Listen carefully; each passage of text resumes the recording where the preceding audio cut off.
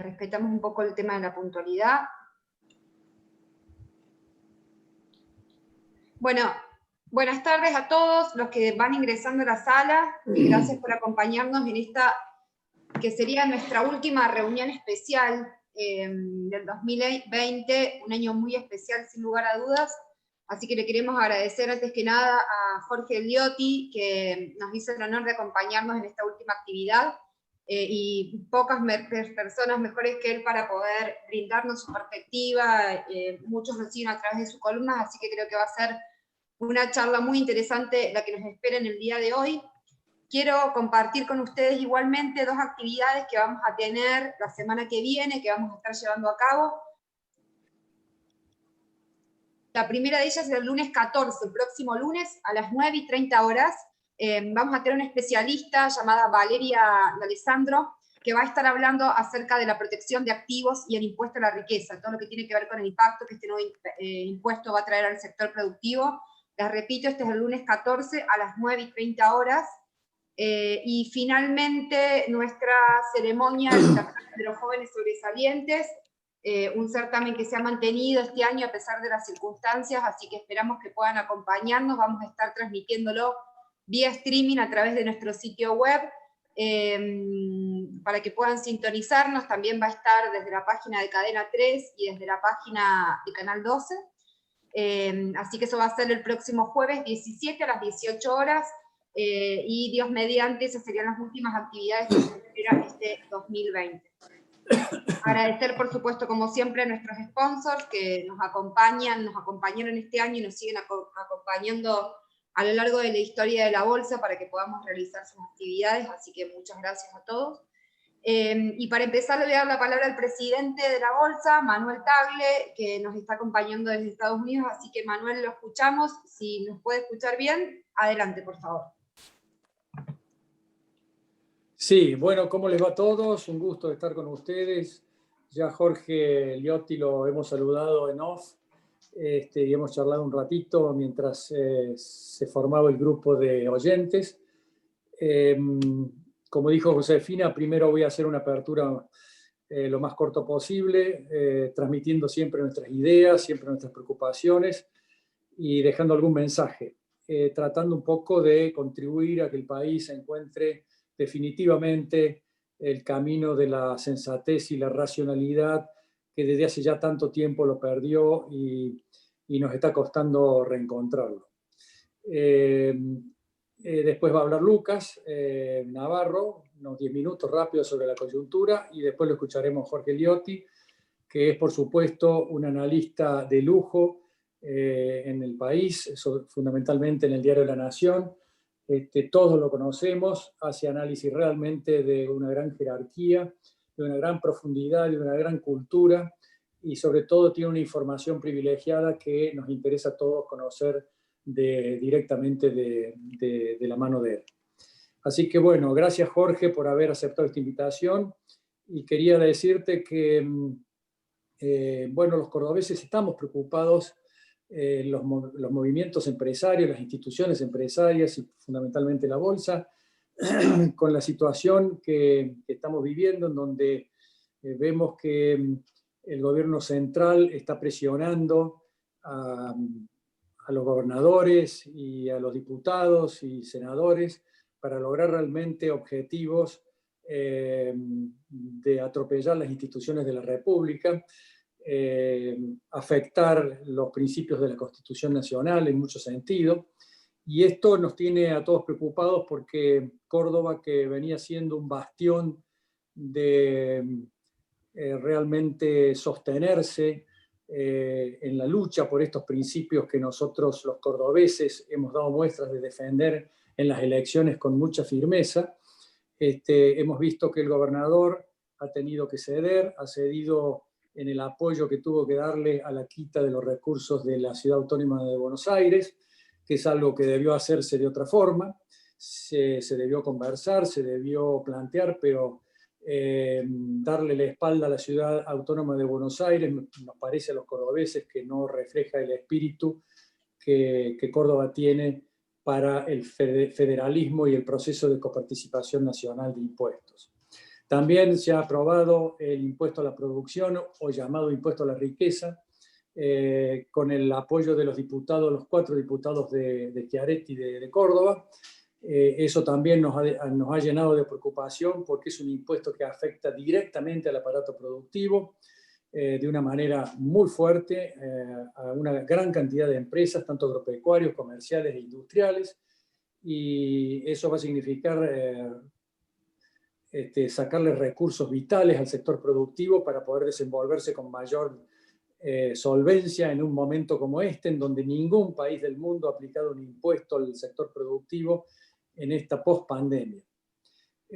Bueno, también está pendiente la reforma judicial y la reforma de la procuración fiscal, que es algo que también, si se llegara a concretar y Córdoba no cumpliera con la palabra que hasta ahora se ha empeñado desde la gobernación, que es no dar quórum, sería también sumamente preocupante y perderíamos realmente el poder judicial, perderíamos el poder legislativo y perderíamos prácticamente los valores republicanos que sostienen a un país y le dan realmente credibilidad y confianza al país, sin lo cual, por supuesto, es imposible lograr inversiones, crecimiento, desarrollo, empleo, todo lo que ya sabemos. Así que los empresarios estas cosas no las dejamos de lado, no permitimos que se soslayen fácilmente, por lo menos las queremos decir públicamente. Queremos decir que Córdoba no está de acuerdo en esto. Creo que Córdoba tiene que plantarse ante un poder central que está decidido a ir por todo, y creemos que Córdoba está en condiciones de fijar límites. Por supuesto que Córdoba tiene una gran vulnerabilidad en algunos aspectos financieros, como la caja de jubilaciones, que es el factor más determinante en este sentido, pero los cordobeses estamos dispuestos a apoyar, estamos dispuestos a ver qué solución tiene una situación de ese tipo,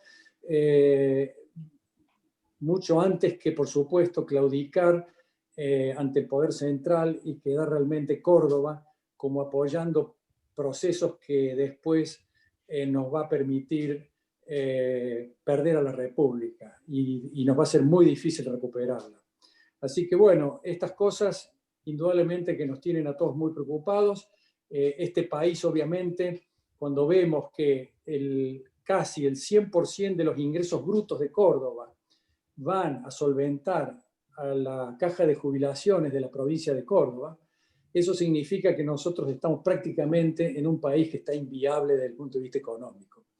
Hay que realizar las reformas estructurales sin vacilaciones, con cierta prudencia, pero sin vacilaciones y firmeza. Yo creo que este tema es algo que Córdoba y el país lo tiene que asumir, porque si no vamos a seguir dando vueltas en una situación sin salida y vamos a perder el país, vamos a tener un país que va a ser decididamente inviable.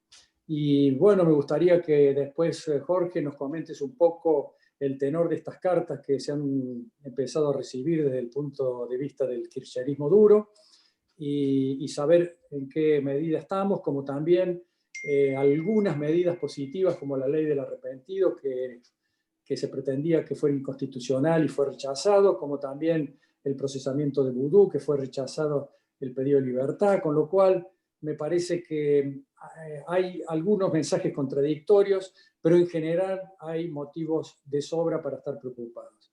De mi parte, nada más, saludo y lo dejo a Lucas que haga un rápido comentario económico que nos viene bien a todos. Muchas gracias. Bueno, muchas gracias, Manuel, y gracias por el espacio. Gracias, Jorge, también, un gusto tenerte aquí. Dado que estamos prácticamente terminando el año y aparte se cumple exactamente un año del gobierno nacional actual, me parece relevante hacer un breve repaso de lo que hemos vivido en este año e incluso también considerar que estamos terminando una década, básicamente.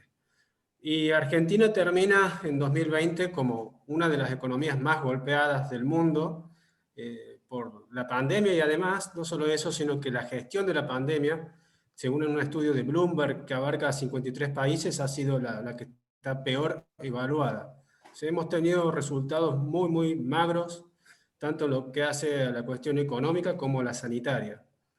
La caída en 2020 estaría en torno al 11% y el nivel de actividad a fin de 2020 cerraría siendo un 9% inferior al nivel de actividad que teníamos en el año 2010. Es decir, algo que prácticamente no es observado a nivel mundial.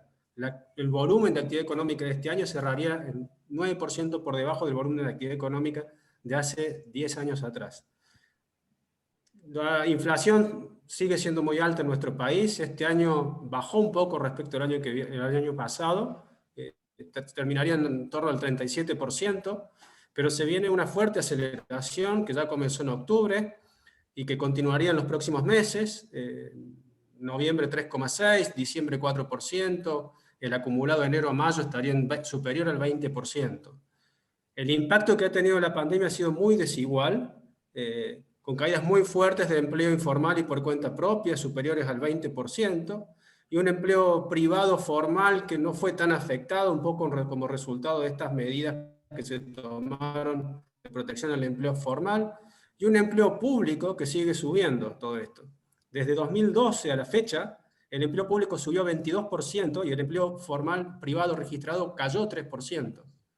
Esto sin considerar que la población ha estado subiendo, obviamente, en este tiempo. En cuanto al impacto en salarios reales en lo que va del año están estables a septiembre. En Córdoba la dinámica ha sido bien distinta al resto del país, con una caída pronunciada de los salarios reales del sector público. Provincia de Córdoba y Municipalidad de Córdoba hicieron un ajuste de salarios bien importante, a diferencia de lo que pasó con las administraciones públicas a nivel nacional y en otras provincias. Dadas las proyecciones de inflación para fin de año, en la última parte del año se requeriría un ajuste de salarios de al menos 10% para mantener el salario real constante en 2020, algo poco probable. Estoy refiriendo al salario promedio a nivel nacional. La combinación de estos impactos en salarios con la fuerte destrucción de empleo impactan en pobreza y tuvimos un fuerte aumento en la pobreza en este año, superior al 40%, algo esperable dada la situación. Pero aquí cabe, en los últimos 5 años la pobreza bajó del 27% promedio que alcanzó en 2017, es decir, estamos en una situación estructural de una pobreza que ronda el 30%. Otra medida del fracaso del país en el tiempo y sobre todo en la última década es la inversión, que está en caída libre y está en niveles que se aproximan a los mínimos históricos. Bueno, en 2020, para hacer frente a la pandemia, diría que se profundizaron muchas tendencias que veníamos viendo de antes. Aumentó mucho el déficit fiscal, la relación deuda-producto pasó de 90 a 97%, volvió a pasar que el ajuste fuerte lo hizo el sector privado y no el público, la presión tributaria volvió a aumentar, está en niveles excesivos que generan profundas distorsiones en la economía, algo que recién comentaba Manuel. Es decir, se profundizaron tendencias previas de la década, de fuerte aumento del gasto público, con un crecimiento desmedido del gasto público, un aumento de la presión tributaria que aumentó pero que no alcanzó y que requirió de emisión monetaria en exceso y de un incremento fuerte de la deuda. Y peor aún es que con ese aumento del gasto público, el Estado no fue capaz de reducir la pobreza ni la desigualdad con esos recursos extra que ha estado extrayendo del sector privado sistemáticamente. Y más allá de todo esto, de la pandemia, en 2020 se implementaron y anunciaron medidas como aumentos y creación de nuevos impuestos, medidas que tenían que ver con un deterioro de las instituciones, que recién mencionaba Manuel, regulaciones excesivas y nuevas en sectores como telecomunicaciones, que incluso sin pandemia colocarían a la situación actual peor que la del año pasado. Si ya vamos más a lo coyuntural, octubre fue muy preocupante en lo que hace al mercado cambiario.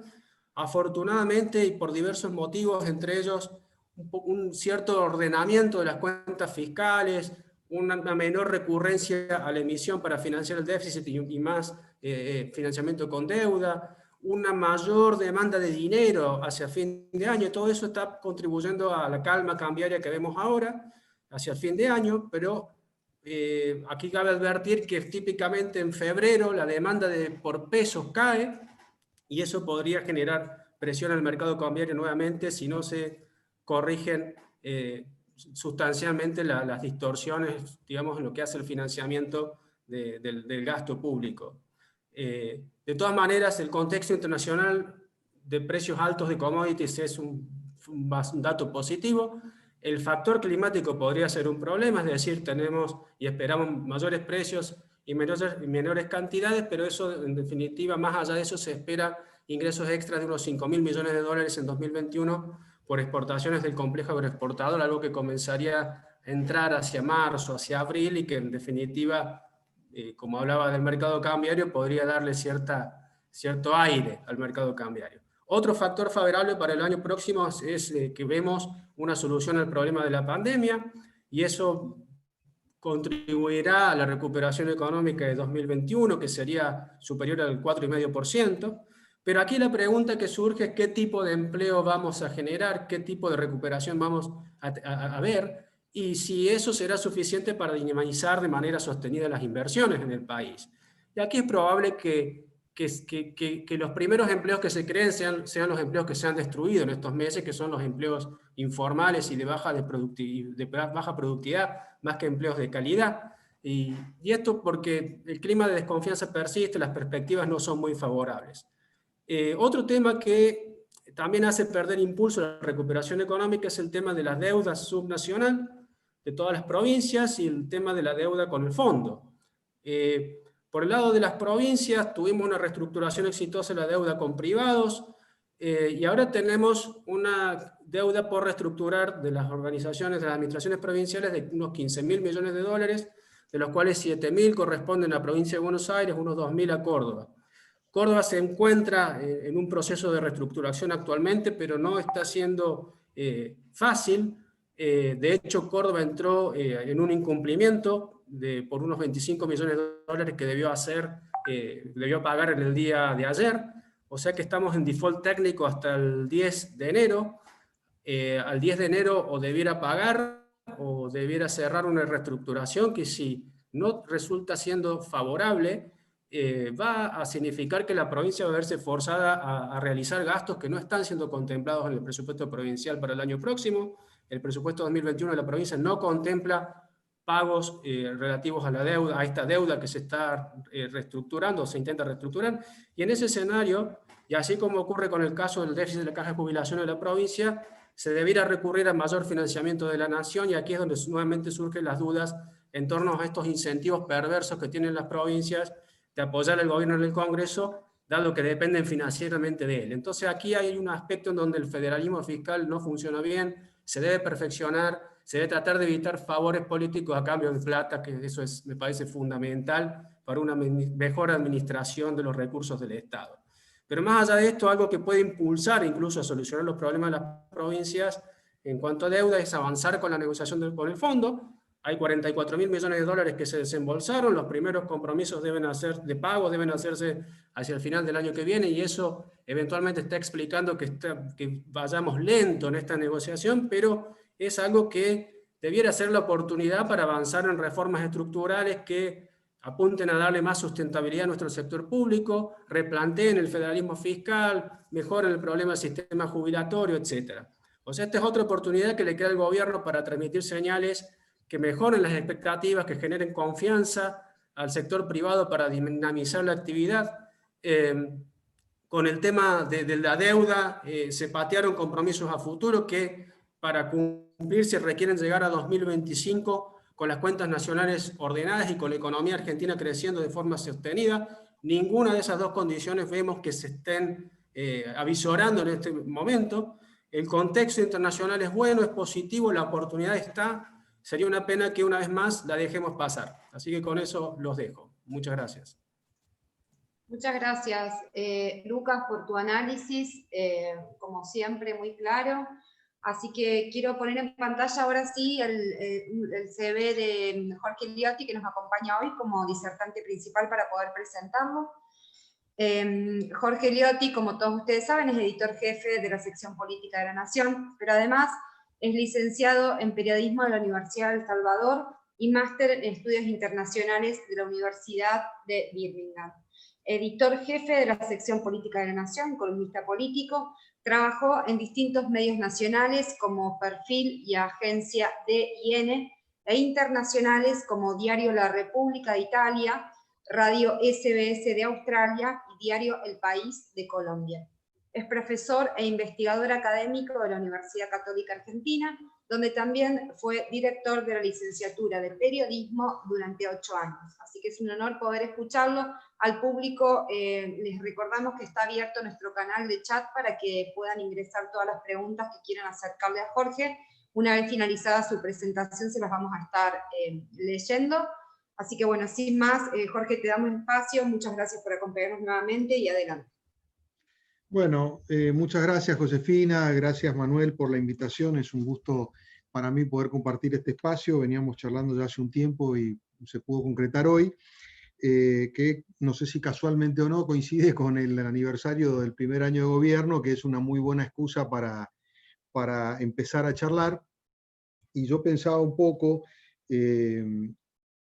tomar como una especie de síntesis de lo que está pasando esta semana, que nos grafica mucho de lo que pasó a lo largo de este año y de cómo fue evolucionando particularmente la gestión de gobierno. Yo naturalmente me voy a referir más a la cuestión política. Recién Lucas acaba de hacer una excelente descripción de la situación económica nacional y también provincial, ¿no? Y yo creo que buena parte del año fue consumido por el análisis respecto de cómo terminó de articularse esta coalición gobernante del Frente de Todos, una coalición con un fin electoral, que como viene ocurriendo y también en alguna medida le había pasado también al viejo Cambiemos, son estructuras que no están tan pensadas después para la gestión y para gobernar. Y esto que en Cambiemos era un rasgo, en el caso del Frente de Todos es un enigma y un interrogante muy profundo, porque atraviesa toda la gestión y a todos sus actores. Cuando propongo pararnos desde el presente para mirar hacia atrás en el año que estamos terminando de gestión, por ejemplo, vemos por un lado, y un poco conversábamos fuera de aire, como decimos siempre, antes de la charla, lo de la carta de ayer de la vicepresidenta con una embestida durísima contra la Corte Suprema, que no es absolutamente inesperada porque venía habiendo una ofensiva, pero lo de ayer es claramente muy superior y para mí marca de alguna manera la identificación de lo que ella entiende que es el obstáculo mayor para su gestión o para sus objetivos y para sus propósitos. Yo creo que está pavimentando el camino para que en algún momento algún legislador, de hecho ya lo mencionaron, un par de legisladores kirchneristas, se haga alguna presentación por pedido de juicio político, que no tiene no tiene perspectivas de evolucionar porque necesita 2/3 de las 2 cámaras, pero por lo menos yo creo que va generando, aumentando la presión sobre la Corte para que se vaya desgastando, para que eventualmente alguno cansado termine renunciando, para que eventualmente haya un marco de interpretación de que todo lo que haga la Corte a partir de ahora tiene que ser leído como instrumental para lo que ella denomina el lawfare y este proceso, digamos, de hostigamiento judicial. Después de esa carta, que yo creo que tiene varias cosas, que es a Cristina los aniversarios la inspiran para escribir. En segundo lugar, en general, sus cartas son como grandes piezas donde ella ordena el mundo o la realidad de acuerdo a lo que ella interpreta, y la carta de ayer nos deja claramente una visión que para ella el origen, el centro del poder nacional está en el Senado. Ella arranca su carta contando las gestiones donde ella se involucra en una primera persona del plural, venimos haciendo en el Senado, y cuenta los proyectos, las reuniones de comisión y demás, es decir, ella es el Senado. Diputados no aparece, con lo cual dice, les mandamos algunos proyectos a diputados. Menciona muy tangencialmente al Poder Ejecutivo, donde dice, bueno, hicieron un gran esfuerzo ante 2 grandes problemas que fueron la crisis económica, que el problema era del macrismo, y la pandemia, que es un evento sobreviniente imprevisto, y después la Corte como objetivo de embestida. ¿Cuál es el dato para mí político? Es que ella habla del Poder Ejecutivo con una otredad de la cual ella se aleja. Ella no es el Poder Ejecutivo es de Alberto Fernández y sus ministros. Y en esto se conecta mucho con la carta del 27 de octubre que fue el aniversario de la muerte de Néstor Kirchner. Es decir, ella se plantea una suerte de cambio de epicentro del poder de la Casa Rosada al Senado. Ella dice, yo gobierno desde el Senado y el Poder Ejecutivo es otra cosa que yo de alguna manera corrijo, ordeno, marco referencias. Y esto se termina de completar un poco esta parábola de construcción del poder cuando hoy Alberto Fernández, incómodo visiblemente ante la pregunta en una conferencia de prensa, avala los cuestionamientos al Poder Judicial, que claramente es un poder que viene funcionando con enormes déficits, pero no habla de la Corte, él no quiere investir contra la Corte directamente, su ministra de Justicia no quiere pelearse con la Corte, y un poco sale de soslayo, avalando implícitamente y haciendo un juego que nosotros hemos visto varias veces a lo largo de este año, que es un Alberto Fernández simulando y acomodándose a un escenario de incomodidad que le plantea el kirchnerismo o la propia Cristina. Entonces acá me parece que tenemos una primera escena que es muy gráfica de cómo ha ido mutando el poder a lo largo de este año. Yo creo que en ese sentido hay una discusión en torno de, bueno, esto en realidad siempre estuvo previsto que fuera así, es la doctrina de los escépticos y la doctrina de los que fueron optimistas, que era, bueno, la relación de poder fue mutando a lo largo del año. Si uno observa la primera etapa, yo diría hasta marzo, fines de marzo, es una administración esencialmente que pivoteaba en torno a Alberto Fernández y sus ministros, con Cristina bastante ausente, en ese momento con la excusa o el argumento de que iba bastante frecuentemente a Cuba por la hija, pero en tanto y en cuanto ella termina de resolver ese tema y se instala en la Argentina, empieza otra dinámica, y que también pasa de una dinámica de comunicación frecuente, de diálogo y de consulta, a esto que estamos viendo hoy, que es una frialdad muy profunda entre ellos. Con lo cual vemos aquí una mutación y una clarificación del panorama que ha marcado buena parte de este año. Este me parece que es un retrato que nos ofrece esta semana. El otro retrato, yo creo que tiene que ver con la superposición de agendas y lo que yo denomino indefinición estratégica, que es uno de los grandes déficits del gobierno.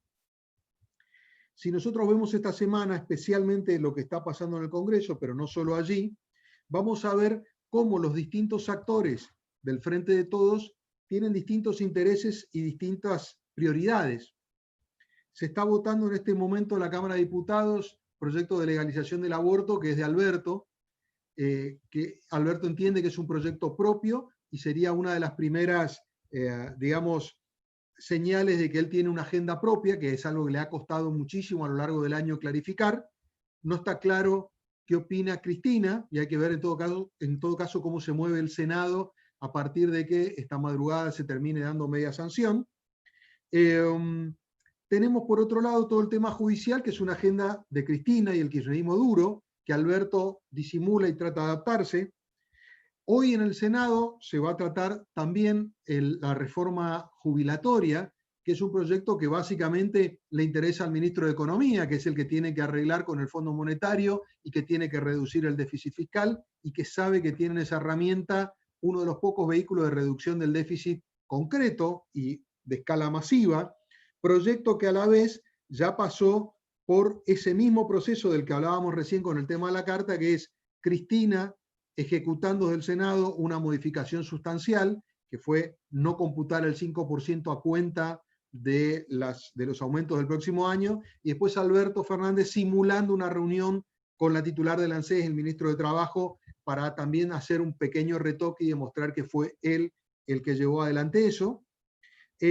También se acaba de aprobar el impuesto a la riqueza, que mencionaba recién Manuel, un proyecto de Máximo Kirchner, que ni Alberto Fernández, ni Massa, ni Guzmán estaban muy entusiasmados, pero termina saliendo, y en paralelo los gobernadores acordando el consenso fiscal y tratando de avanzar con el proyecto de modificación o de suspensión de las PASO, que es un proyecto que les interesa mucho para despejar el horizonte electoral, pero que recibió un veto o por lo menos un congelamiento de parte del propio Máximo Kirchner. Si nosotros reunimos todas estas piezas que están jugadas en la mesa en este mismo momento, vamos a ver cómo de alguna manera cada uno de los integrantes de la coalición de gobierno puja por sus propios intereses aunque vaya en detrimento de los otros actores del espacio oficialista, y en muchos casos poniendo algunos vetos, obstáculos o dilaciones para los proyectos ajenos. Y yo creo que este retrato del presente de alguna manera marca algunos de los problemas de origen que tiene la coalición del Frente de Todos, que es una coalición que, como decía al principio, está pensada esencialmente para obtener un triunfo electoral, en lo cual fue exitoso, pero que nunca terminó en este año de gestión de evolucionar en una coalición de gobierno, en alguna medida, con muchas diferencias, pero en alguna medida como le pasó también a Cambiemos en su momento. Y si nosotros tuviéramos que identificar las razones esenciales de por qué el Frente de Todos no termina de ser una coalición de gobierno y permite estos permanentes cruces de prioridades, descoordinaciones, adaptaciones tardías, simulaciones, desconexiones, ¿no? Cristina no le avisa a Alberto Fernández que va a hacer la carta, Alberto Fernández no le avisa que va a mandar el proyecto del aborto, pequeñeces frente a una situación de crisis profunda como hace mucho tiempo no tiene la Argentina, por sus dimensiones económicas, como decía recién Lucas, y fundamentalmente por sus razones sociales. Yo creo que la Argentina ha venido reelaborando su constitución social de un modo en el cual probablemente todavía no tenemos una dimensión real, que nosotros vimos su última expresión pública después de la crisis del 2001, pero que a partir de entonces siguió deteriorándose y ocasionalmente emerge cuando aparecen los indicadores que miden la situación social, el de la pobreza que conocimos la semana pasada, el de la indigencia, los problemas laborales, la cantidad de población que tienen empleos en negro, pero que de fondo, más allá de la raíz estadística de estos datos, se está reconfigurando una matriz social del país que es cualitativamente diferente a lo que nosotros conocimos y a partir de lo cual están realizados prácticamente todos los diagnósticos económicos, políticos y sociales sobre el país. Y yo creo que ha mutado de un modo tal que todavía no existe real conciencia. Pienso por un instante, casi en una anécdota, pero creo que de alguna manera lo que una gran parte del país y el propio gobierno vivenció con el famoso episodio del velorio de Maradona tiene que ver con eso. Tiene que ver con la incomprensión de un gobierno esencialmente porteño que todavía no entendió cómo cambió la matriz social de una gran parte del país, especialmente los conurbanos y especialmente el conurbano bonaerense. Dicho esto, voy de vuelta a la pregunta, ¿por qué el Frente de Todos tiene tantas dificultades para articularse como coalición gobernante y para definir un plan estratégico de gobierno? Y en esto voy a ser, obviamente, condescendiente en términos de incorporar la variable de la pandemia que ha abarcado todas las dimensiones de la gestión, pero que yo creo que en todo caso terminaron en realidad agravando déficits estructurales del gobierno que quedaron más en evidencia por el tema de la pandemia. Para mí, un primer problema importante tiene que ver con la conformación del frente y el acuerdo tácito entre Cristina y Alberto y cómo termina la elección, porque la elección resuelve estrictamente la cuestión electoral, esto es, el objetivo primario de la coalición que era sacar al macrismo del gobierno, y en esto lo cumple. Nosotros veníamos viendo un peronismo perdidoso básicamente porque iba dividido, pierde la elección del 2013 porque va dividido, la del 2015, la del 2017, y si hiciéramos un poquito de retrospectiva, también había perdido la del 2009 divididos, y en realidad gana la del 2011 en el escenario anómalo de la muerte de Néstor Kirchner y el efecto emocional que tiene sobre una gran parte de la sociedad y sobre el rol de Cristina Kirchner. Entonces, la elección del año pasado no define la distribución del poder entre los principales actores de la coalición, y esa redefinición del poder se va produciendo a lo largo de todo el año con esta evolución que yo contaba, un progresivo aumento del nivel de incidencia de la vicepresidenta y un deterioro muy grave de la figura presidencial, forzada en gran medida a tener que adaptarse a dinámicas que no controla y no gobierna. Y este es un factor esencial porque es totalmente, yo diría, contra natura cómo se viene produciendo en un país hiperpresidencialista. Estamos yendo, no sé cómo denominarlo, a una especie de parlamentarismo presidencialista, o no sé, ahí es para que los científicos políticos estudien una categoría nueva que es lo que estamos viendo aquí, que es de una anomalía absoluta y que yo creo que está detrás de cada una de estas definiciones o indefiniciones de la gestión. Permanentemente es este juego de check and balance que no se termina de transparentar y que en muchos casos paraliza todas las decisiones o las deteriora. Pensemos, por ejemplo, en un momento lo que fue la reforma judicial, un proyecto que originalmente trabajó el presidente con un grupo de ministros, que tenía un objetivo que yo creo que hubiese sido compartido por una gran parte de la oposición, que era oxigenar los tribunales de Comodoro Pi. Después podríamos discutir si era a través de la ampliación o no, de la fusión. Bueno, el objetivo no estaba tan lejos de lo que buena parte de la dirigencia política impulsaba. A ese proyecto le terminan agregando la comisión de asesores que justo hoy también le presentan al presidente su informe final. Eso es un injerto que le agrega la vicepresidenta con su propio abogado encima.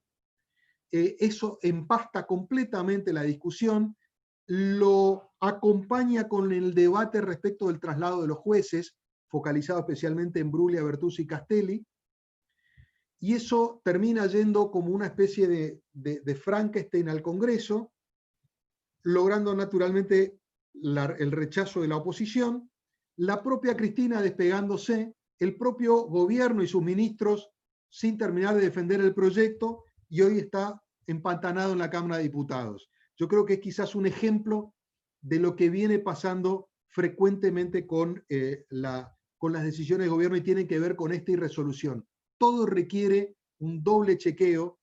Alberto ha ido perdiendo progresivamente no solo credibilidad externa, que también es complejo, en todo caso lo pagará electoralmente, sino credibilidad interna, que es un problema más grave. El sistema político cada vez gira más sobre los actores que realmente tienen un poder de decisión, y en ese esquema Alberto viene retrocediendo fuertemente. Entonces, el primer problema es que la elección definió lo estrictamente electoral, pero no definió la distribución del poder. En segundo lugar, que es un tema también que atravesó todo el año y tiene que ver con los problemas del gabinete, su conformación estuvo pensada esencialmente en términos de equilibrios internos de la coalición, haciendo una mala traducción de lo que es una coalición electoral a una coalición de gobierno. Terminó siendo un loteo que no solamente es horizontal, porque quedaron algunos sectores con algunos ministerios, sino que también, no es vertical porque terminaron siendo algunos ministerios, sino también es horizontal, porque hay ministerios en capas, y esto, además del doble chequeo de antes, tiene como triple chequeo interno. Probablemente el caso más emblemático sea el Ministerio de Desarrollo Social, donde hay un ministro, hay un sector de la Cámpora y de Colina que responde a Alicia Kirchner, están los movimientos sociales y están los intendentes. Es decir, que es una especie de torre de Babel donde las decisiones son de una enorme complejidad.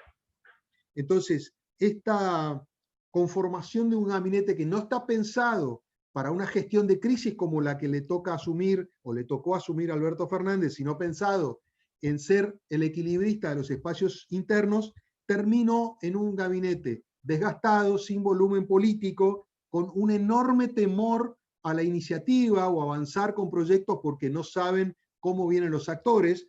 Recuerdo siempre el episodio de ese proyecto que en algún momento largó como una propuesta a la diputada Fernanda Vallejos y que dejó a dos ministros que no tenían ninguna referencia opinando, diciendo que le parecía un buen proyecto sin saber exactamente de qué se trataba.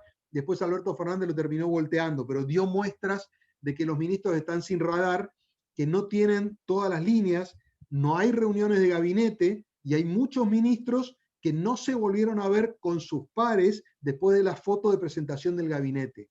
Entonces, tenemos una disfuncionalidad en el esquema de dinámica de trabajo del gabinete que no puede terminar de articularse fructíferamente. Si a esto le sumamos que el referente de esto, que es el presidente, no termina dando señales claras, esto termina empastado en un esquema de gestión que ha sido muy deficitario, que naturalmente después, como decía antes, si Cristina es el Senado y no es el Ejecutivo, termina en el fragmento de la carta de los funcionarios que no funcionan. Claramente esto es parte del problema y lo sumo como un segundo elemento. Y en tercer lugar, y que va en relación con los dos primeros puntos, yo creo que tiene que ver con los déficits estratégicos o lo que algunos denominaron falta de un plan de gobierno, que también generó una discusión a lo largo de este año si había o no un plan, y Alberto Fernández jactándose de que no había un plan. Yo lo que creo es que en ningún momento hubo una articulación de un proyecto estratégico que fijara prioridades económicas, sociales, judiciales, política exterior y demás. Acá es naturalmente donde el tema de la pandemia podría atenuar el diagnóstico, porque está claro que no había cómo preverlo y que en todo caso podemos considerar valiosa la primera reacción del gobierno, que fue la primera etapa de la cuarentena, donde efectivamente había un temor muy grande por la ola imparable que venía de Asia y de Europa, con una estructura sanitaria muy precaria. Entonces uno puede entender eso, como también probablemente la rápida articulación de una malla de contención social que amortiguara el primer impacto. Después de eso, yo creo que en realidad lo que hubo fue una gran incapacidad del gobierno para empezar a encontrar otro tipo de respuestas más sofisticadas que evitara el cierre total de la economía por tanto tiempo, que evitara el encierro como única medida sin una articulación, especialmente en el tema de los testeos, que evitara el cierre total de las escuelas por tanto tiempo. O sea, no, digamos, siempre se habló del enamoramiento de Alberto Fernández con la cuarentena. Yo lo que creo que hubo incapacidad para articular alternativas, respuestas alternativas más elaboradas y sofisticadas. Y esto yo creo que tiene que ver con un déficit también de la gestión. Si nosotros miramos los 3 primeros meses de gobierno, donde todavía no estaba la pandemia, hablo de diciembre, enero y febrero, lo que nosotros vamos a ver es un gobierno de emergencias. Diciembre se consumió esencialmente en la aprobación de la ley ómnibus, en la cual se subieron impuestos, se aumentaron los fondos sociales, fueron una ley, de alguna manera, en los términos del gobierno, para tratar de tapar el desastre que dejó el macrismo. Después, en enero y febrero, lo que hubo fue aumento de retenciones, congelamiento de tarifas, pero no había un desarrollo elaborado de un proyecto con el argumento de que había que esperar la resolución de la negociación con los bonistas, de la deuda externa privada. Con lo cual, tampoco se presentó un presupuesto, o sea, todo estaba supeditado a ese objetivo. Posteriormente, eso fue mutando y en realidad cuando se cerró con los bonistas, apareció el tema de la pandemia diciendo, bueno, no se puede hacer nada hasta que no se termine de diluir la pandemia o sus efectos. En realidad yo creo que acá lo que hubo un solapamiento de enormes incapacidades para definir estratégicamente que la pandemia terminó agravando. Por eso digo, en esos 3 meses tampoco se veía lo que llamamos un plan de gobierno o por lo menos la definición de prioridades estratégicas. Si nosotros miramos con retrospectiva, yo creo que hay solo 2 temas que pasaron a lo largo de todo el año consistentemente como tema de discurso del gobierno y como prioridades del gobierno. Uno ha sido el tema del arreglo de la deuda, primero con los bonistas, ahora con el Fondo Monetario, y el otro ha sido la agenda judicial. La agenda judicial impulsada especialmente por Cristina y el kirchnerismo duro. Creo que fueron los 2 únicos temas que atravesaron a lo largo de todo este año la agenda, pero no es claramente un proyecto de gobierno, no es un plan estratégico, y yo creo que si empieza a mermar en parte estos meses van a ser de menor impacto de la pandemia, vamos a volver a ver parte de estos déficits de gestión que tienen que ver con la irresolución del poder, con el perfil del equipo de gobierno y con la falta o la ausencia o la incapacidad de la definición de prioridades estratégicas. Acá para algunos pesa de vuelta el carácter de Alberto Fernández como jefe de gabinete eterno. Algunos plantean que es un rol que él no puede sacarse encima frente a quien ostenta el poder efectivamente, en este caso Cristina, en algún momento Néstor, y que él no puede desembarazarse de ese rol de articulador que es el que en general caracteriza a un jefe de gabinete. Otros hablan de dificultades o incapacidades o limitaciones psicológicas para situarse en el lugar. Lo cierto es que esto que tiene que ver no solamente con el funcionamiento, sino con la dificultad para definir prioridades. Yo creo que vuelvo un segundo a algo que a mí me pareció muy gráfico en el velorio de Alberto Fernández, de Diego Maradona, ya lo maté al pobre Fernández, en el velorio de Diego Maradona, y ese día se vio en vivo, en público, algo que en general pasa como trastienda, que es un presidente que va y que viene, que busca en primera persona resolver los temas, que no delega, que tiene un circulito muy chiquitito al que en general no escucha, que tampoco es muy sofisticado, que lo expone o él se expone innecesariamente, que no puede resolver el problema, que no puede medir las consecuencias y los efectos, y termina con los barras adentro de la casa de gobierno, con la gente tiroteándose en la calle, bueno, con todo lo que nosotros vimos. Creo que eso es un retrato un poquito, yo diría, casi en tono, yo diría, no sé cómo denominarlo, de triste retrato de lo que pasa habitualmente dentro del gobierno en la gestión diaria y que representa en gran medida estos déficits que yo marco. Y para cerrar, y así abrimos a las preguntas que van a ser mucho más profundas e interesantes, sin duda, yo quiero resaltar lo que para mí son las resistencias del sistema ante este gobierno, que ha tenido dificultades para avanzar también con estos limitados objetivos. Y pienso esencialmente en la resistencia que a lo largo de este año ha venido evidenciando, en primer lugar, un sector de la justicia. Hubo decisiones significativas revertidas por decisiones judiciales. Pienso especialmente en el caso Vicentín, que fue un punto de inflexión muy importante en la relación con el empresariado, con el mundo privado y como señal de lo que el gobierno quería hacer. Yo hasta he escuchado como autocrítica más profunda del propio presidente el caso Vicentín, que lo termina frenando la justicia. Y yo creo que ha habido otros casos, el tema de la liberación de los presos en su momento, cuando fue en el medio de la pandemia que se empezaron a liberar, hubo una decisión judicial. La decisión del otro día de casación respecto del caso de los cuadernos, la Corte el otro día con el tema vudú. O sea, la justicia ha sido un territorio de disputa, un territorio de tensión, no ha sido como en otra etapa del kirchnerismo donde la justicia era un camino llano para el gobierno. El segundo punto yo creo que es el Congreso, donde la ausencia de mayoría propia en diputados ha sido un factor claro para que no avanzaran algunos de los proyectos del gobierno, y esto se transformó en una limitación, de la misma manera que en el Senado la imposibilidad de sumar los 2/3 también fue un obstáculo para algunos de los proyectos del gobierno, con lo cual el Congreso, aunque muy débilmente, en algunos casos terminó siendo alguna balanza. Esto yo creo que está en juego en la elección del año que viene. Y en tercer lugar, la opinión pública, que ha sido una opinión pública muy activa, con el músculo muy entrenado para salir y protestar sin esperar, sin la luna de miel habitual de los gobiernos.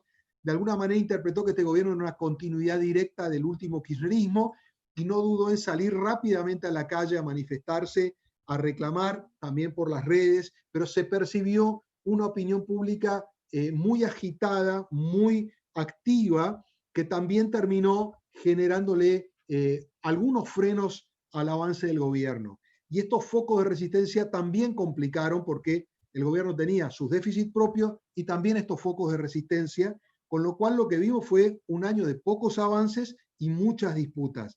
Este es un poco el panorama que nos deja este primer año. Si hiciera por un instante una proyección, y me anticipo quizá alguna de las preguntas, pero después en todo caso lo profundizamos un poco más.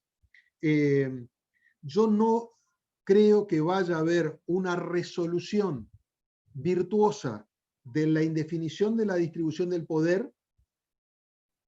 Dudo de cuál será la configuración del gabinete en todo caso, y que puedan adoptar un plan estratégico de acá hasta las elecciones de medio término. No veo una gran redefinición interna, excepto que esa redefinición sea movilizada o forzada por la elección. O sea, yo creo que la única manera de incidir directamente sobre los déficits que hoy arrastra el gobierno es electoralmente. No veo la capacidad de la propia coalición gobernante de hacer una redefinición interna por su cuenta. Por todas estas razones, por la incomunicación, por la falta de ordenamiento, por las dificultades y limitaciones de Alberto Fernández, etc. No veo una redefinición, excepto que venga de la mano de un resultado electoral adverso que fuerce, ahí sí, un reacomodamiento interno ante el escenario, digamos, más temido, que sea la pérdida del poder en 2023.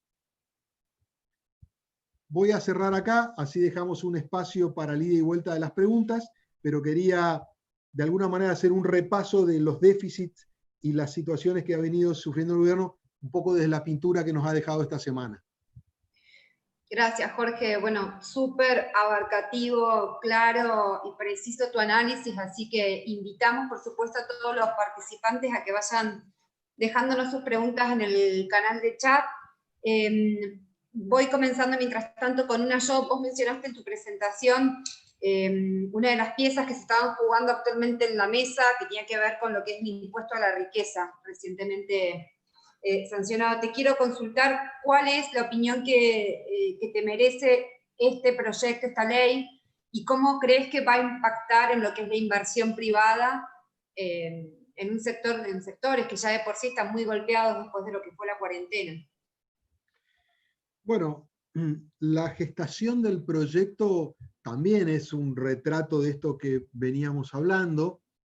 El proyecto es una iniciativa casi, yo diría, de adolescencia estudiantil entre Máximo Kirchner y Carlos Heller, que evoluciona con poco entusiasmo dentro del gobierno. La primera reunión que tienen con Alberto Fernández no es muy promisoria. Alberto no le entusiasmaba mucho la idea, a Massa tampoco. Y Guzmán, más allá de que después un poco se terminó leyendo que, bueno, a él le podía venir bien porque era otro factor de recaudación, a Guzmán, y más allá de que él dice que no está mal y que tiene un principio redistributivo que hay que valorar, tampoco le gusta porque él sabe que estos proyectos tienen muy bajo impacto en términos de recaudación y muy alto impacto en términos simbólicos.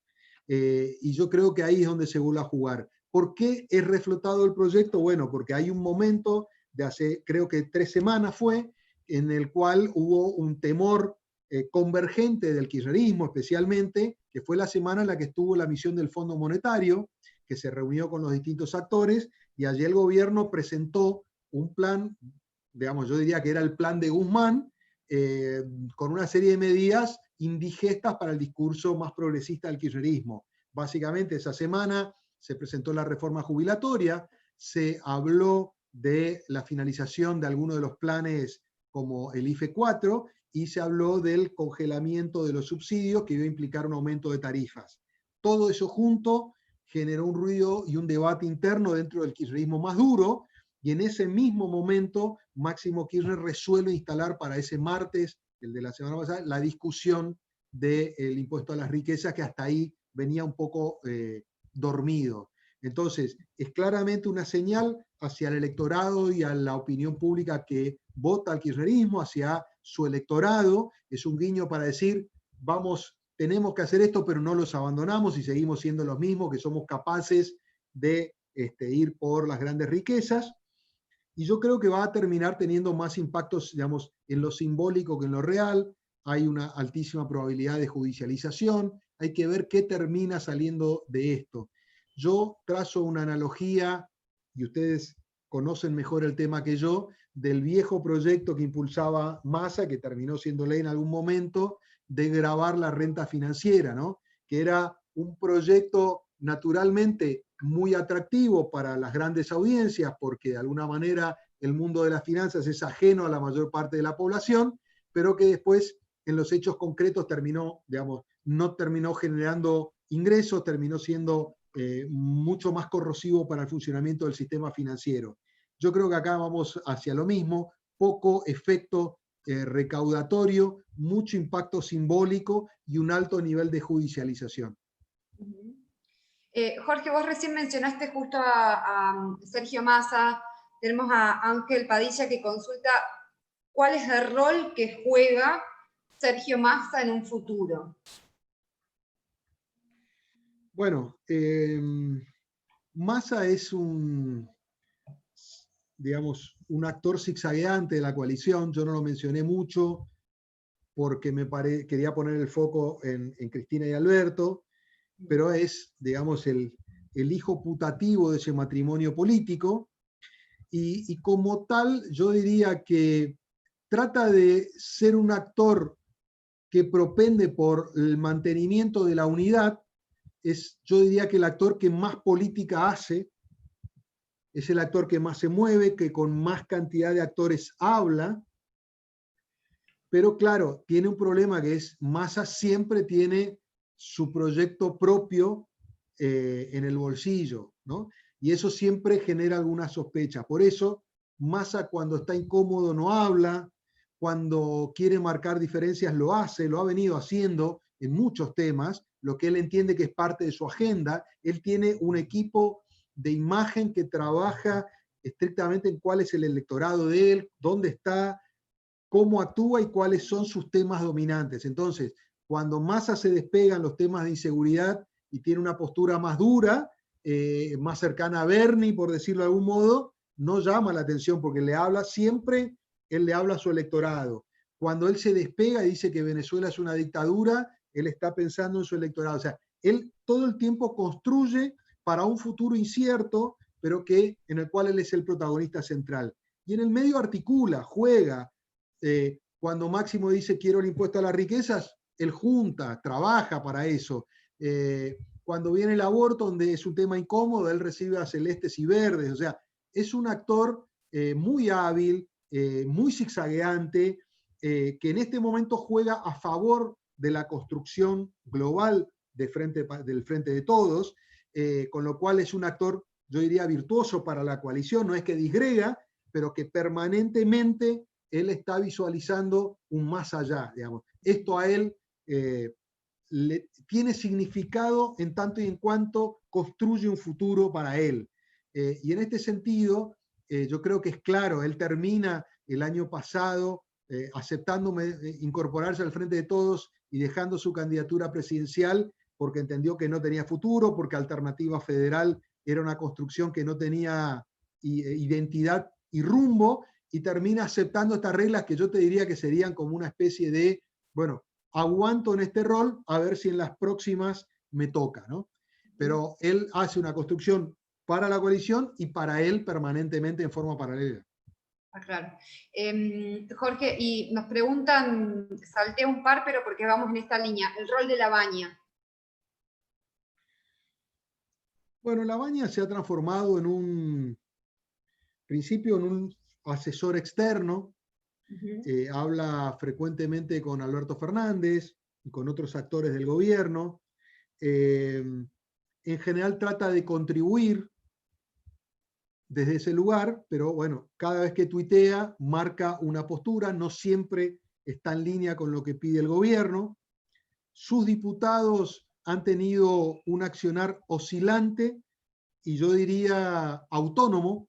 El bloque que lidera Bali Buca se fragmenta permanentemente, o sea, Labaña tiene en realidad 3 legisladores que le responden directo, el resto no, es una especie de bloque bastante heterogéneo, con lo cual su poder político está un poco acotado en ese sentido. No quiere, claramente ya demostró varias veces que no quiere tener otro rol en el gobierno. Le ofrecieron varias veces lo del Consejo Económico y Social. Bueno, él no quiere asumir responsabilidades directas. Ubicó a su hijo en un organismo donde viene desarrollando una tarea bastante respetable, y yo creo que es eso Labaña, es un asesor, un gurú que aparece, que marca sus disidencias, que incide y trata de sacar algún provecho político. Yo creo que termina ahí. No veo ulterioridad en eso. Okay. Jorge, Alejandra de Virano consulta si podemos pensar en un incipiente cristinismo como rumbo ideológico, profundizando o endureciendo los movimientos ya existentes en el oficialismo nacional. Bueno, yo creo que eso en alguna medida se ha venido dando. Primero, a partir de esto que contábamos en la evolución de la relación entre Alberto y Cristina, Cristina crece, Alberto se deteriora. En el último tiempo hemos visto con mucha más nitidez la incidencia de Cristina y del kirchnerismo puro y duro, pero esencialmente yo creo que acá juegan las perspectivas futuras. De nuevo, ¿no? Las de Massa, las de Labaña, y también las de Alberto y el kirchnerismo. Yo creo que el kirchnerismo entiende a Alberto Fernández como un gobierno de transición, que su rol principal era sacar a Macri porque con Cristina los votos no le daban, y ordenar lo que ellos llaman el desastre que dejó el macrismo, ordenar la macroeconomía. Pero están pensando en otra cosa que es mucho más propia, es más Cámpora, es más Máximo, eventualmente Kicillof, es lo que Cristina refleja en sus cartas, y lo que yo creo que Cristina imagina como el cierre de su ciclo político, que es el cierre de la parábola de la juventud maravillosa de los 70 que regresa al poder de la mano de ella. Creo que esa construcción simbólica es la que está en la cabeza de Cristina y del kirchnerismo más puro y duro, y que sin, digamos, dejar un minuto de activar está en juego. Cuando la Cámpora se opone a las pasos de los gobernadores, piensa en eso. Cuando se opone a la reelección de los intendentes, que es un tema discutido en la provincia de Buenos Aires, porque quieren colonizar el conurbano, están pensando en eso. Cuando apuestan al impuesto a la riqueza, están pensando en eso. O sea, la construcción está hoy. Lo que pasa es que gobierna Alberto con un grupo de ministros que no se siente tan cómodo, entonces lo que vemos es esta imagen difusa de avances y retrocesos, de tensiones, de disgustos, de reacomodamientos. Pero esa construcción está. Y en todo caso, la única manera de subvertir el proceso es electoralmente. Yo creo que eso va a ser muy interesante de ver el año que viene. Yo imagino que si la tendencia que vemos hoy sigue el año próximo, las listas las va a hacer Cristina, por lo menos de las listas nacionales, por ahí le da alguna autonomía a los gobernadores en las provinciales, y va a depender mucho de cómo le vayan esas listas. O sea, si el kirchnerismo más duro se expone electoralmente de vuelta como fronting y le va mal, pues habrá sido una derrota mucho más dura. Acá lo que experimentaron es que el kirchnerismo duro en el 2017 con Cristina perdió en provincia de Buenos Aires. Ese modelo no funciona. Ahora hay un fronting de moderados con el kirchnerismo atrás. Eso le hizo ganar en 2019. Hay que ver cuál es el modelo de construcción política del próximo año. Si el kirchnerismo se exacerba, quiere dominar, impone, pone su gente y no le va bien, habrá un retroceso. Si ganan, pavimentarán el camino para que la parábola se cierre en el 2023. En tu opinión, Jorge, ¿podés hacer alguna proyección de los resultados que vos crees? No, yo creo que vamos a una elección de lectura, digamos, primero es muy difícil, porque este año ha sido muy atípico, porque no sabemos, yo creo que acá hay dos cosas que hay que procesar que son muy, pero muy difíciles de discriminar. Igual no voy a eludir la respuesta, Josefina, te voy a responder, pero antes quiero hacer estas dos acotaciones. Primero, creo que hay que ver cómo termina procesándose el tema de la pandemia y la administración de la pandemia. Es un fenómeno muy, muy disruptivo, cuyos capítulos finales no vimos. Yo creo que va a depender mucho de cómo resulte el operativo de vacunación el año que viene, si es un proceso ordenado, si la gente percibe que el Estado lo ha organizado, si percibe que empiezan a bajar, la segunda ola impacta menos, etcétera, etcétera, y el gobierno puede transformar el capítulo final de esta serie de la pandemia en un capítulo positivo, y están todos los riesgos de que salga mal, con lo cual ahí estaría la acumulación de lo negativo. Esto es difícil de dimensionar porque es una variable muy, muy atípica, totalmente inédita, diría. Y el segundo factor que yo creo que es muy difícil de discriminar y es un poquito, a ver si lo puedo explicar bien. La sociedad viene de un proceso de frustraciones, digo, saco los polos, ¿no? El que es profundamente macrista, que es profundamente kirchnerista, que pongamos 25, 30 de cada lado, ¿no? Pero hay un 40 en el medio, un 50 en el medio, que oscila y que en algún momento le hizo ganar a uno y a otro. Yo creo que hay un porcentaje muy importante de la población que viene de frustraciones acumuladas, de un muy mal final de Cristina Kirchner, de una enorme decepción en el gobierno de Mauricio Macri y la posibilidad de sacar el kirchnerismo, y ahora está reeditando una decepción. Entonces, hay que ver cómo se procesa la acumulación de decepciones. ¿Para dónde se dispara? No veo hoy Bolsonaros con el suficiente caudal como para capitalizar, pero veo un sector de la opinión pública profundamente desgastado en su vínculo con la dirigencia en general, especialmente con la política. Y esto hay que ver qué cauce tiene. Es difícil de medirlo, pero lo percibo claramente. Dicho esto, el año próximo va a haber dos lecturas cruzadas. Una lectura va a ser, para mí, clave si el oficialismo logra tener mayoría propia en la Cámara de Diputados. Creo que esa es la lectura fáctica más importante. Si el oficialismo logra ese control, en el Senado sin duda lo va a conservar. Yo creo que estamos ante un escenario cualitativamente distinto. Entonces yo creo que la primera disputa, la primera batalla central va a ser por los 11 diputados en la Cámara, donde hoy no tienen mayoría propia. En segundo lugar, yo creo que lo que va a haber es una distribución que va a marcar la franja central del país, probablemente con Córdoba, Mendoza, Santa Fe, con muchas dificultades para el oficialismo.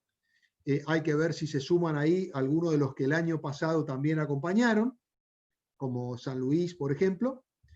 Veo el norte más volcado, obviamente, al oficialismo, y acá otra vez la concentración de la lectura va a caer sobre la provincia de Buenos Aires, y es el segundo dato, ¿no? Yo diría que uno es si en diputados logra mayoría, el segundo es quién gana la provincia de Buenos Aires. Para algunos que son más resultadistas dirán que la lectura se juega en provincia de Buenos Aires y no, pero yo creo que en las realidades fácticas va a pesar más lo de diputados. Y en la provincia de Buenos Aires, yo hoy todavía no veo con claridad que el oficialismo vaya a perder. Veo, hemos hablado poco de la oposición y no sé si hay alguna pregunta, en todo caso lo dejo allí, pero ahora en todo caso charlamos de eso, pero la oposición va a necesitar muchísimo más de lo que viene haciendo hasta ahora si quiere volver a ganar en la provincia de Buenos Aires. O sea, le va a costar enormemente porque va a ser el lugar donde va a jugar fuertemente el kirchnerismo, va a jugar Cristina, va a jugar la Cámpora, va a jugar Kicillof, lo van a hacer jugar al gobierno nacional, o sea, va a ser muy difícil ganar la provincia de Buenos Aires al oficialismo. Entonces, yo creo que va a necesitar mucho más. Entonces, yo creo que son las dos lecturas que va a haber que hacer. Si logra mayoría y qué pasa con la provincia de Buenos Aires. Bien, bueno, justo mencionaste recién la oposición y ahí estamos viendo la siguiente pregunta que tiene que ver sobre tu opinión acerca de quién viene liderando la oposición a nivel nacional y en provincia de Buenos Aires. Bueno, si hablábamos que la elección del año pasado no terminó de definir la distribución del poder en el oficialismo, sí, también tenemos que hablar que la elección no terminó de definir la distribución del poder en la oposición. Y esto también se ha reflejado, cuando me refiero a oposición, esencialmente en Cambiemos, Juntos por el Cambio. Y esto tiene que ver también con la irresolución y la tensión absolutamente evidente entre la ala dura, pongámosle nombre Macri, y el ala moderada, pongámosle nombre, Rodríguez Larreta. Y esto tiene que ver porque Macri pierde la elección, con lo cual ese es un dato insoslayable y por lo cual tienen que pasar de vuelta al llano, pero al mismo tiempo se retira con un 41%, lo cual le deja asegurada su silla en la mesa de discusión. Un 41% que yo creo que es una parte de Macri y otra parte es profundamente antikirchnerista, pero bueno, a los fines de sentarse a la mesa a Macri le cuenta. La naturalidad del proceso llevaría a pensar que Rodríguez Larreta, la figura que debería encarnar la etapa siguiente de Juntos por el Cambio. Todos los actores de la oposición lo entienden de ese modo. Yo creo que Macri, cuando terminó el gobierno, estaba en una postura, me quiero ir a descansar. El Macri de los últimos meses es un Macri que se siente reivindicado y que entiende que todavía tiene un rol para jugar. Ese rol es el banderazo, ese rol es la defensa de las instituciones, ese rol es todos aquellos que votaron a Alberto Fernández creyendo que era distinto y yo les dije que iba a hacer lo mismo y no me creyeron. Yo creo que Macri va esencialmente por la reivindicación. Creo que lo que más le importa a Macri es demostrar, y si ustedes se fijan en lo que él dice, permanentemente él habla de que ese era el camino. La gente se cansó de esperarnos, se cansó de los sacrificios y por eso votó la opción fácil, en la plata en el bolsillo. Y ahora se da cuenta de que no es así. Yo creo que Macri quiere reivindicación. Ahora, lo que hay que discutir es si es reivindicación con él como candidato a presidente o si reivindicación es él como pater nostrum de una construcción que lleve a una persona que no empiece a decir que va a ser todo distinto a lo que hizo Macri. Parece que eso es parte del trade-off. Esta me parece que es una parte de la cuestión. Y la otra cuestión, de lo mismo que hablábamos recién entre Alberto y Cristina, es quién es Rodríguez Larreta. Y acá yo creo que hay algunas certezas y algunas incertidumbres. Es un gestor, un tipo de trabajo, pragmático, amante de los números y de los datos duros, absolutamente disciplinado en el discurso, en el mensaje y en la organización. Yo a veces digo que es un cyborg político porque él define objetivo 1, va, apunta, destruye, objetivo 2, o sea, tiene una planificación absoluta, pero todavía no sabemos qué tipo de líder es. Y esa es una pregunta esencial para saber cómo él se va a parar hacia la mesa interna de Juntos por el Cambio, cómo va a resolver la disputa de poder con Macri y en todo caso, cómo se va a parar frente a la sociedad. Y en ese rol no lo vimos.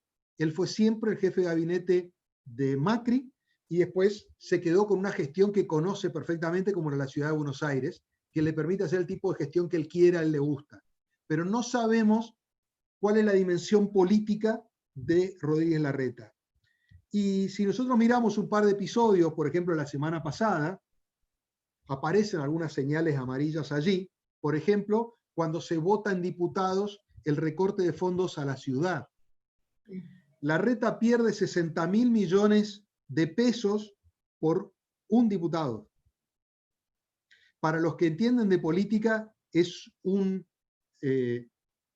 problema muy visible de que no haya podido construir una malla política, que quienes eran sus supuestos aliados, como el gobernador de Córdoba, Schiaretti y sus diputados, se hayan dado vuelta, como que Massa, que es su amigo, no haya logrado que algún diputado salga. Ahí apareció un músculo que no pudo articular para generar un daño como él debería haber generado. Algo parecido le puede llegar a pasar eventualmente en la Corte, donde no tiene un desarrollo sencillo. Entonces, esas son las cuestiones que definen un liderazgo, porque si lo que vamos a ver es un Larreta al que van a seguir arrinconando los próximos 3 años sin ninguna duda, que ya le acaban de sacar el enchufe de la obra pública, que era una de las, yo diría, de los puntos centrales de su gestión, ¿no?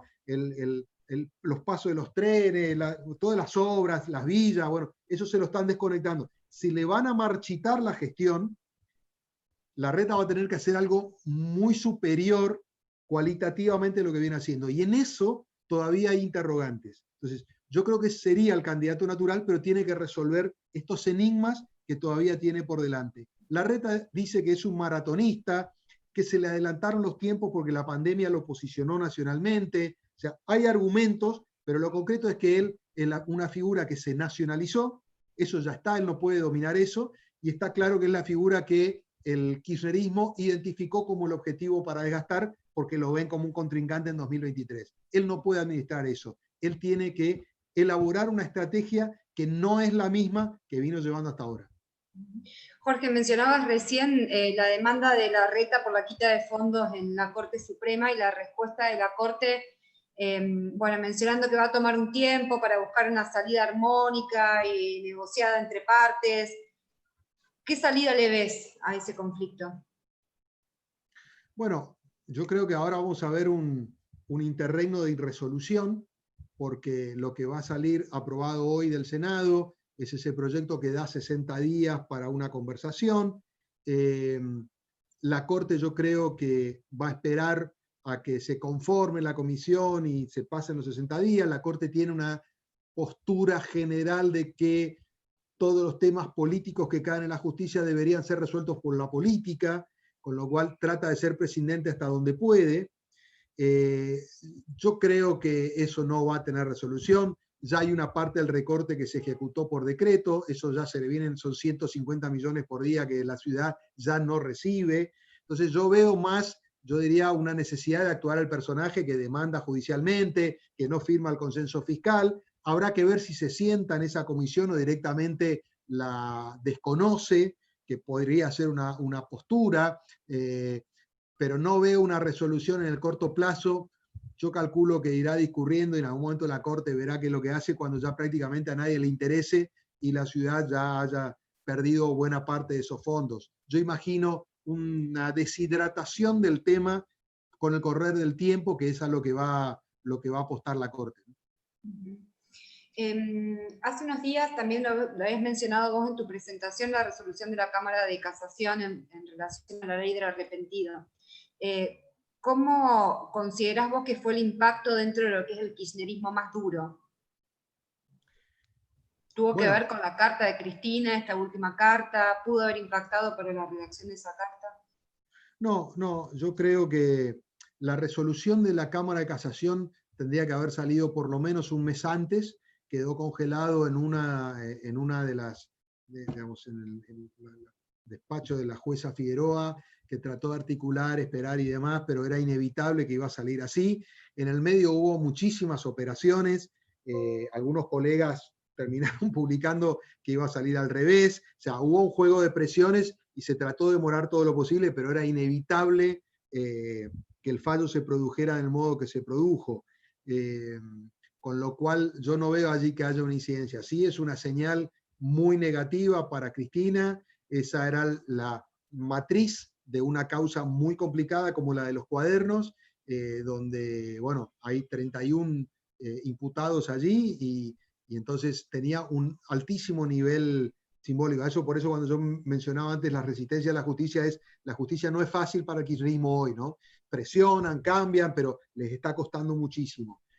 Yo veo que fue una decisión, digamos, inevitable, como yo veo que es inevitable la consecución de los juicios, ¿no? Cuando dicen, Cristina quiere parar los juicios, ¿de qué? Digamos, no es fácticamente viable, digamos, son procesos que no se pueden desarticular, excepto con un desmantelamiento absoluto de la justicia, ¿no?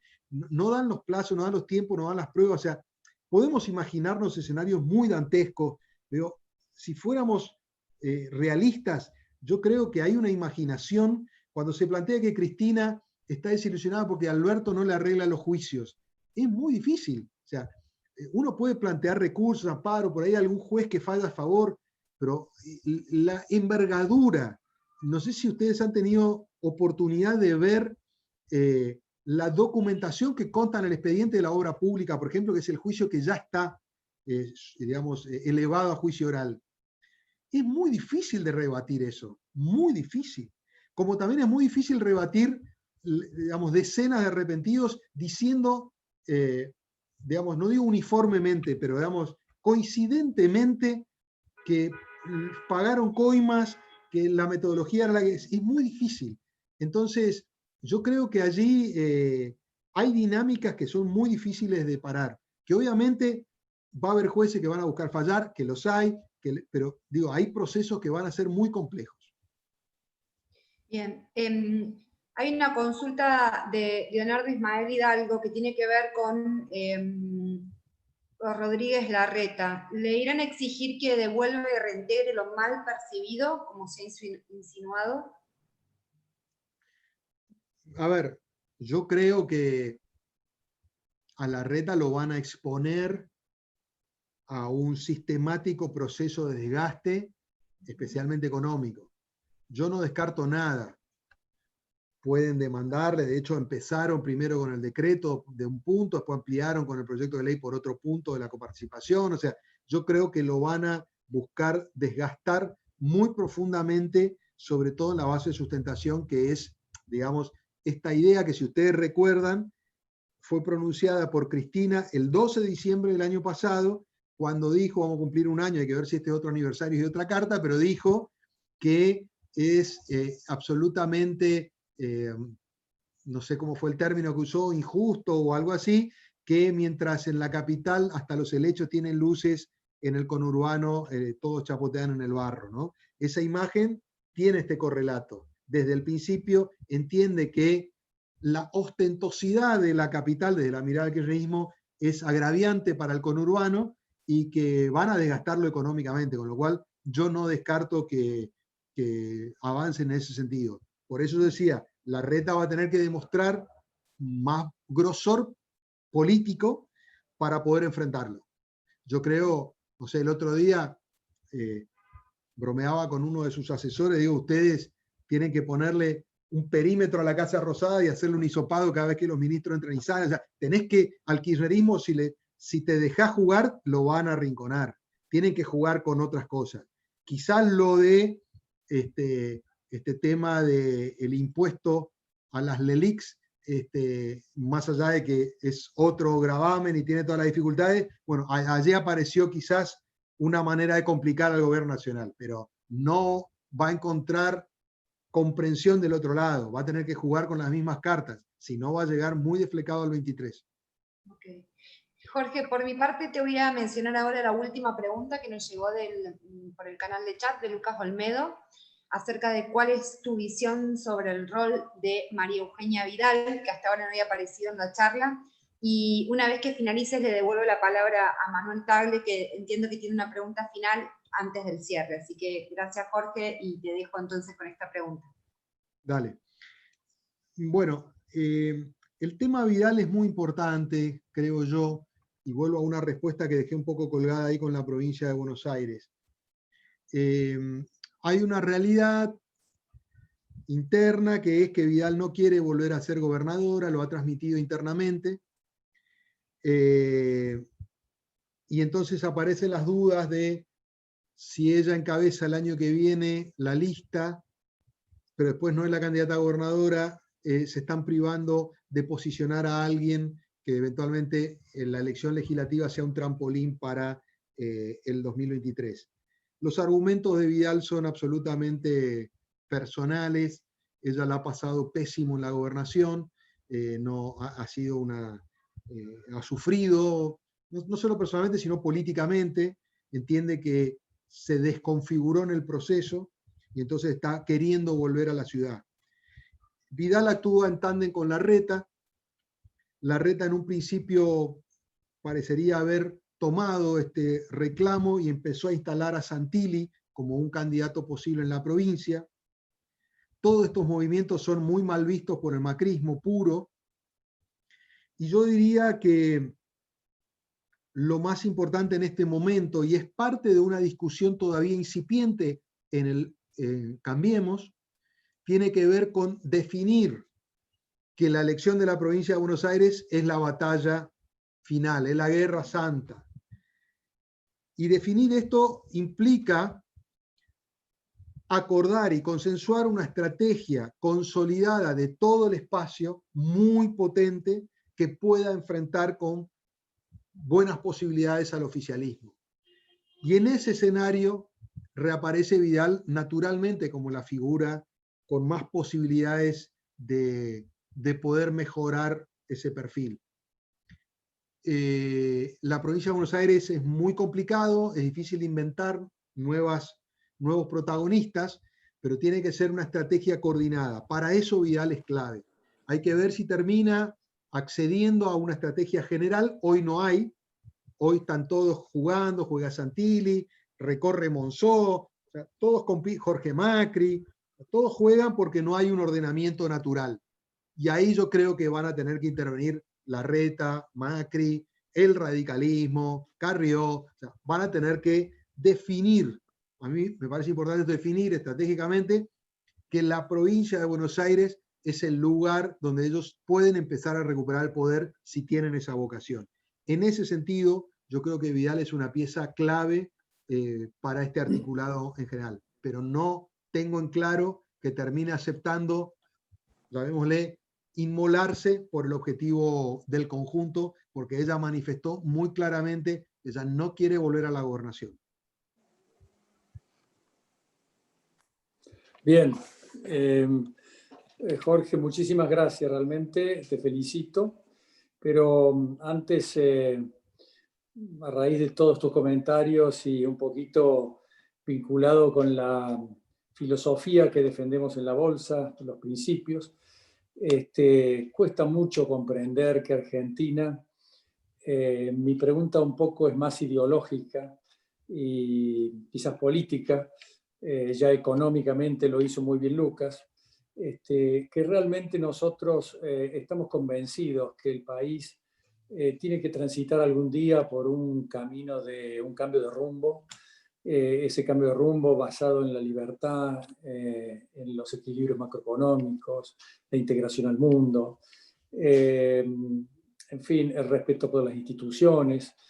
Es increíble ver cómo Argentina está sufriendo una verdadera tragedia política en que desde hace ya varios años hay una especie de obstáculo que pareciera insalvable, que es el cristianismo y el kirchnerismo, que impide que lo que han hecho muchos países latinoamericanos, como Uruguay, como Brasil, como donde políticos socialistas cambiaron sus ideologías y siguieron con el rumbo iniciado por políticos más liberales, Chile, Perú, Paraguay, Colombia, etc. Y nosotros es como que hay una resistencia ya increíble en nuestra sociedad y nuestra clase política defendiendo lo indefendible, que es sostenerse en principios que sabemos que están equivocados y que nos llevan a frustraciones como puede ser Venezuela o como las que tenemos nosotros ya económicamente. ¿Ves alguna posibilidad realmente que Argentina, a raíz de estas dificultades que se están percibiendo económicamente y políticamente y el desgaste que está siendo sometida Cristina en este momento judicialmente, las dificultades que está teniendo, hay una evolución hacia la sensatez medianamente en el corto plazo? A ver, voy a tratar de responderte en dos planos distintos, uno estructural y uno más coyuntural, ¿no? En el estructural, yo te diría, y en alguna columna de hace algunos meses yo traté de profundizar en ese aspecto, en lo estructural yo veo un escenario de distribución del poder político que impide generar mayorías virtuosas electoralmente.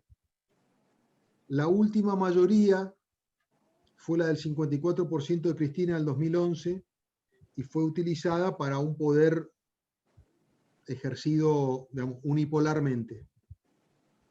Después de entonces, ningún partido logró volver a recrear una mayoría propia que le permitiera desarrollar un programa de gobierno sin obstáculos. Y al mismo tiempo, esta dificultad de las elecciones, de alguna manera, de poder resolver la cuestión, se complementa con la enorme incapacidad para la construcción de consensos. que ha sido la otra parte del problema. Si yo electoralmente no tengo mayorías, las construyo con acuerdos básicos. Y acá también apareció una enorme dificultad de la dirigencia política. Entonces, yo creo que estamos ante un escenario de dos coaliciones antagónicas que se van alternando en votaciones o elecciones ganadas por muy poco o por no de grandes diferencias, que después tienen incapacidad de consensuar. Y esto es lo que para mí tiene trabado completamente el sistema político. Yo recordaba algunos académicos de los 70 que tenían la figura del empate hegemónico o el juego imposible, lo llamaron en su momento, en aquel momento por el tema de la incidencia de los gobiernos militares recurrentemente con los democráticos, pero el concepto de empate hegemónico, esto es decir, dos bloques que no pueden trabajar porque hay otro que lo obstaculiza, pero que al mismo tiempo el otro no puede avanzar porque el otro lo obstaculiza, transforma el sistema político argentino en una especie de candado que no se destraba. Este es un problema estructural donde yo no veo en el corto plazo una resolución posible y virtuosa. Yo creo que hubo una oportunidad, la última, fue la del 2017. Yo creo que esa se la pierde Macri. Y esto lo he compartido con muchos de sus exfuncionarios y ex referentes de él. Yo creo que el 2015 era muy difícil porque él gana por muy poca diferencia, el peronismo estaba muy vigente, el kirchnerismo no digería, pero el 2017 él había ganado muy claramente, había revalidado un proyecto de gobierno, tenía el peronismo a disposición y fundamentalmente había derrotado a Cristina. Tenía todas las coordenadas para hacer un acuerdo de las características de lo que vos estás mencionando. Y yo creo que él desaprovecha esa ocasión por razones que podemos evaluar con distintas miradas. Alberto Fernández prometió un rato, después sabemos que no cumplió con esta idea de, digamos, de tomar la brecha, porque como vimos hace un rato, está muy condicionado por el ala más radicalizada. En el horizonte veo, hablábamos hace un rato de Larreta tiene en la cabeza una concepción distinta de la de Macri, en lo que tiene que ver en la construcción de consensos y mayorías. Macri en el 2017 para mí en parte no termina de avanzar con los acuerdos que le permitirían garantizar un esquema de poder distinto porque él se ilusionó con la posibilidad de que todo el mapa se pintara de amarillo. Él vio, y yo creo que esto comparte responsabilidad con Peña, con Durán Barba, la gran expectativa de que la sociedad en su conjunto iba a adoptar todos los patrones, valores y, digamos, conceptos que él quería llevar y que solo le faltaban 2 años para que del 40 y pico pasaran al 60 porque todo el país se iba a dar cuenta de que tenía que votar al PRO. Esa fue la gran, yo creo, la gran ilusión que se le escapó a él y por eso no hace el acuerdo. Creo que Larreta tiene una construcción distinta, que él entiende que desde PRO o desde Cambiemos solo nunca van a poder gobernar, por ahí ganan una elección, pero no van a poder gobernar como le pasó a Macri, que no pudo gobernar, si no reconstruye otro tipo de mayorías. Y ahí hay que ver cómo lo hace, cómo llega, si esas mayorías son viables hoy. Entonces, hay un desafío enorme y gigantesco que lo puede ir construyendo con el paso del tiempo. Ahora, el kirchnerismo puro y duro, con su 30%, con el conurbano y demás, en el corto plazo va a seguir estando. Es un actor ineludible en la construcción política. Por eso yo decía recién, si quieren recuperar el poder y Larreta volver y construir y demás, hay que jugar en provincia, o sea, hay que jugar en el territorio. No hay maneras mágicas de superar. La única manera que el kirchnerismo y el peronismo en general puede revisarse es a partir de las derrotas electorales. Es de una altísima sensibilidad al resultado de las urnas. Por eso yo digo que el 2017 para mí fue una oportunidad porque ahí venía el peronismo derrotado con Cristina derrotada. Yo creo que solo se va a acomodar en tanto y en cuanto fracasen electoralmente. Si se empieza a demostrar que la mayoría de la sociedad no acompaña, eso va a forzar un reacomodamiento interno. Muchas gracias, Jorge. Brillante, realmente has satisfecho todas las expectativas que teníamos contigo, porque te conocemos además y te escuchamos permanentemente, así que tu análisis realmente es de una gran profundidad, de una gran racionalidad y por supuesto que nos deja algún sabor amargo porque no es fácil el futuro, pero espero que este desgaste que también has señalado vos, que se está produciendo en esa ala complicada del peronismo, que es el kirchnerismo, ayude a que el país empiece a cambiar y empiece a notar otro rumbo, otro objetivo y otro futuro, que es lo que a todos nos preocupa preponderantemente. Te agradecemos mucho, Jorge, y esperemos que el año 2021 nos encontremos de nuevo para analizar aún mejor esta situación o más profundamente en el momento en que lo hagamos y seguiremos en contacto. Te mando un fuerte abrazo y gracias a todos por acompañarnos hoy día. Gracias, Manuel, por la invitación, un gusto y a disposición para cuando ustedes dispongan. Muchas gracias. Saludos a todos. Gracias. Hasta luego. Chao, Josefina. Chao, gracias.